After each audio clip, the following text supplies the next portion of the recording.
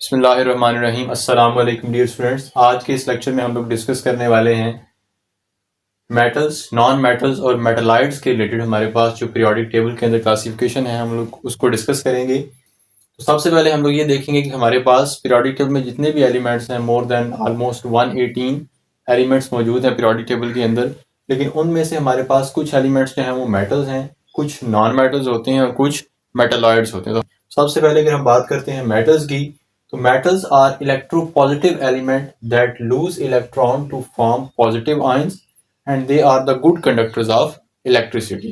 अब बहुत सारी मेटल्स की जो प्रॉपर्टीज आप लोगों ने पहले ही पढ़ी होंगी मैट्रिक के अंदर, लेकिन यहाँ पे दो तीन जो इंपॉर्टेंट प्रॉपर्टीज हैं हम लोगों ने उनकी बात की है। सबसे पहले जो मेटल्स की इंपॉर्टेंट प्रॉपर्टी है वो ये है कि दे आर इलेक्ट्रोपॉजिटिव एलिमेंट्स। अब आप लोगों ने पढ़ा होगा 10th क्लास में अंदर इलेक्ट्रोनेगेटिविटी का कॉन्सेप्ट। बेसिकली हमारे पास जो मेटल और नॉन मेटल है उनको क्लासिफाई करने का एक बहुत अच्छा वे है कि उनकी इलेक्ट्रोनेगेटिविटी की बात की जाती है। अब अगर बात करें इलेक्ट्रोनेगेटिविटी क्या होती है, तो electronegativity is the tendency of any atom to attract the shared pair of electron. मतलब आप ये कह सकते हैं कि हमारे पास जो इलेक्ट्रोनेगेटिविटी होती है किसी भी एलिमेंट की या किसी भी एटम की, वो उसकी इलेक्ट्रॉन्स को अट्रैक्ट करने की एबिलिटी होती है या टेंडेंसी होती है। अब अगर बात करें मेटल्स की, तो मेटल्स ऐसे एलिमेंट्स होते हैं जिनकी इलेक्ट्रोनेगेटिविटी कम होती है। मतलब ये इलेक्ट्रॉन्स को इतना ज़्यादा प्रेफर नहीं करते, ये इलेक्ट्रॉन्स को लूज करना प्रेफर करते हैं, उन्हें गेन करना प्रेफर नहीं करते। और जब भी कोई एलिमेंट या कोई भी एटम इलेक्ट्रॉन को लूज करता है तो वो क्या बनाता है, वो पॉजिटिव आयंस बनाता है, या आप ये कह सकते हैं कि वो कैटायंस बनाता है। और दूसरी जो इंपॉर्टेंट प्रॉपर्टी है मेटल्स की वो क्या है कि they are the good conductors. अब गुड कंडक्टर्स ये हीट के भी होते हैं और गुड कंडक्टर्स ये इलेक्ट्रिसिटी के भी होती हैं। ठीक है। दूसरी बात करें नॉन मेटल्स की, तो नॉन मेटल्स क्या होते हैं, दे आर इलेक्ट्रोनेगेटिव एलिमेंट।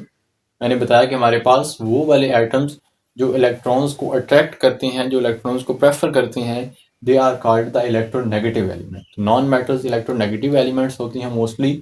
और इलेक्ट्रोनेगेटिव एलिमेंट क्या करता है, वो इलेक्ट्रॉन्स को गेन करता है। और जब भी कोई एटम इलेक्ट्रॉन्स को गेन करता है तो उसके ऊपर कौन सा चार्ज आता है, नेगेटिव चार्ज आता है। मतलब आप ये कह सकते हैं कि जो नॉन मेटल्स होते हैं वो मोस्टली क्या है, एनॉइंस बनाते हैं। अब इसकी एग्जांपल हम लोग कैसे दे सकते हैं, आप लोगों ने देखा होगा हमारे पास O-2। और अगर हम जो यहाँ बात करते हैं पॉजिटिव आयंस की, तो आप लोग देख सकते हैं Na+। ठीक है। तो मेटल्स जैसे कि सोडियम एक मेटल है, तो सोडियम ने जो आयन बनाया वो क्या है, Na+, मतलब उसने कैटायन बनाया है। और अगर बात करें नॉन मेटल की, तो उसने O-2 बनाया है। ऑक्सीजन एक नॉन मेटल है जिसने इलेक्ट्रॉन्स को गेन किया और इलेक्ट्रॉन्स को गेन करके उसने एक एनॉइन बनाया है। लेकिन अगर बात करें मेटल की, तो उसने इलेक्ट्रॉन्स को लूज किया और लूज करके उसने पॉजिटिव आयन बनाया है। और नेक्स्ट प्रॉपर्टी उसने क्या डिस्कस की है कि they are the bad conductors of electricity. फिर बात करें नॉन मेटल्स की, तो non metals mostly bad conductors होते हैं इलेक्ट्रिसिटी के। तीसरी जो कैटेगरी डिस्कस की गई यहाँ पे, दैट आर द मेटलॉइड्स। ठीक है। इनके लिए जो एक अल्टरनेटिव वर्ड है वो बेसिकली होता है सेमीकंडक्टर। ठीक है। तो मेटलॉइड क्यों सेमीकंडक्टर्स इन्हें कहते हैं, they show some properties of metals and some properties of non metals. अब बेसिकली हमारे पास ये जो मेटलॉइड्स होते हैं ये कुछ प्रॉपर्टीज तो शो करते हैं मेटल्स की स्टार्ट वाली, और कुछ प्रॉपर्टीज शो करते हैं दे नॉन मेटल्स की। अब इसका मतलब क्या है, ये हाफ मेटल हैं और हाफ नॉन मेटल हैं। दैट्स वाई हम लोगों ने इनके लिए वर्ड क्या यूज किया, they are the semi metal भी इनको कहते हैं, सेमी कंडक्टर भी इनको कहते हैं, और मेटलॉइड्स भी कहते हैं, क्योंकि इनकी जो प्रॉपर्टीज होती हैं they are in between metal and non metal. और दूसरा अगर बात करें कंडक्टिविटी के हवाले से, जो कि हमने एक्सप्लेन किया था, तो इनकी जो कंडक्टिविटी होती है मेटल सेमी मेटल्स की या मेटलॉइड्स की, that is in between the metal and non metal. अब हमारे पास एक बहुत ही इंपॉर्टेंट क्वेश्चन यहाँ पे लिखा है मैंने, जो कि पेपर पॉइंट ऑफ व्यू से बहुत ज़्यादा इंपॉर्टेंट है और कभी कभार एमसीक्यूज में पूछा जाता है कि which elements are most abundant in periodic table. या तो ये पूछा जा सकता है, या फिर ये पूछ सकते हैं कि what is the percentage of metals in periodic table. तो आप लोगों को एक रफली आइडिया होना चाहिए कि हमारे पास पीरियोडिक टेबल में मेटल्स कितने होते हैं, नॉन मेटल कितने होते हैं, मेटलाइट कितने होते हैं।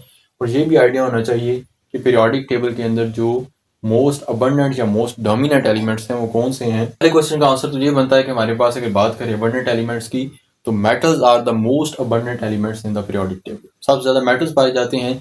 और साथ में मैंने यहाँ पे परसेंटेजेस भी मेंशन कर दी हैं कि अगर कोई एमसीक्यूज पूछा जाता है तो आप उसके अकॉर्डिंग जो है वो एमसीक्यूज का कोई ऑप्शन टिक कर सकते हैं।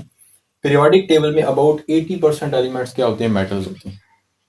उसके बाद जो रिमेनिंग 15% हैं वो क्या है, नॉन मेटल्स हैं। और 5% हैं मेटलॉइड।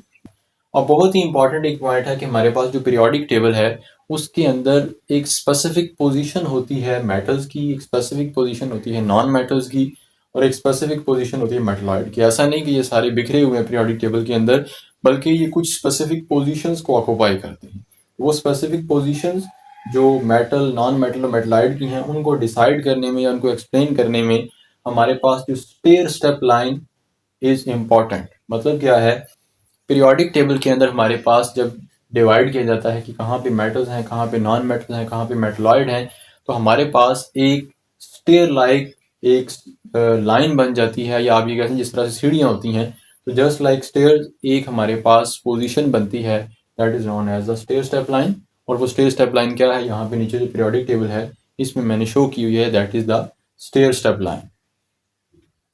अब अगर यहाँ पे देखें तो इंपॉर्टेंट क्या है कि स्टेयर स्टेप लाइन के ऊपर कौन से एलिमेंट्स आ रहे हैं, स्टेयर स्टेप लाइन के राइट कौन से हैं और लेफ्ट कौन से हैं। तो यहाँ पे देखें हमारे पास जो स्टेयर स्टेप लाइन है उसमें क्या है, बोरान है, फिर उसके बाद सिलिकॉन आ रहा है, फिर जर्मेनियम आ रहा है, फिर आर्सेनिक है, फिर एंटीमनी है, टेलुरियम है और पोलोनियम है। तो ये सारे एलिमेंट्स हमारे पास आ रहे हैं स्टेयर स्टेप लाइन के ऊपर। और अगर खुद देखा जाए इनकी नेचर को तो दे आर मेटलॉइड। ये हैं सेमी मेटल जो कि मोस्टली हमारे पास पीरियोडिक टेबल में ये स्टेयर स्टेप लाइन के ऊपर आते हैं। अब अगर इंपॉर्टेंट चीज क्या है कि इन जो लेफ्ट साइड है वहां पे पाई जाती हैं मेटल्स, और इस स्टेयर स्टेप लाइन के राइट साइड के ऊपर पाई जाती हैं नॉन मेटल्स। ठीक है, अगर आप लोग यहाँ पे देखें तो पहले दो ग्रुप्स ये मेटल्स के हैं, उसके बाद आगे यहाँ पे सारा ट्रांजिशन एलिमेंट्स आते हैं। यहाँ पे स्टेयर स्टेप लाइन के नीचे भी सारे हमारे पास मोस्टली जो है वो मेटल्स पाई जाती हैं। उनकी मेटालिक कैरेक्टर थोड़ा सा कम हो सकता है स्टिल, लेकिन वो मेटल्स हैं। और इस स्टेयर स्टेप लाइन के राइट साइड पे अगर देखा जाए तो वहां पे तमाम नॉन मेटल्स पाई जाती हैं। जैसे मैंने यहाँ पे एग्जांपल दी थी ऑक्सीजन की, तो ऑक्सीजन भी इसी स्टेयर स्टेप लाइन के राइट साइड पे पाई जाती है। इसके अलावा सल्फर है, फास्फोरस है, इसके अलावा नोबल गैसेज हैं। ये सारे जो एलिमेंट्स हैं जो कि इस स्टेयर स्टेप लाइन के राइट पे पाए जाते हैं, they are called non metal. जो इधर लेफ्ट पे पाए जाते हैं, दे आर कॉल्ड मेटल। लेकिन यहाँ पे अलग से मैंने हाइड्रोजन को मेंशन किया है। ऑल्दो हाइड्रोजन इस स्टेयर स्टेप लाइन की लेफ्ट साइड पे पाई जाती है, लेकिन हाइड्रोजन नॉन मेटल है। ठीक है, यहाँ नीचे पाए जाने वाले तमाम एलिमेंट्स मेटल हैं, इधर भी पाए जाने वाले तमाम एलिमेंट्स मेटल हैं, लेकिन हाइड्रोजन एक एक्सेप्शन है जो कि नॉन मेटल है, बट स्टिल ये पीरियोडिक टेबल की लेफ्ट साइड पे पाई जाती है। इसके अलावा एक और भी ट्रेंड है कि हमारे पास पीरियोडिक टेबल में जितने भी एलिमेंट्स ये लेफ्ट साइड पे और बॉटम साइड पे पाए जाते हैं। ठीक है, ये सारे होते हैं मेटल्स।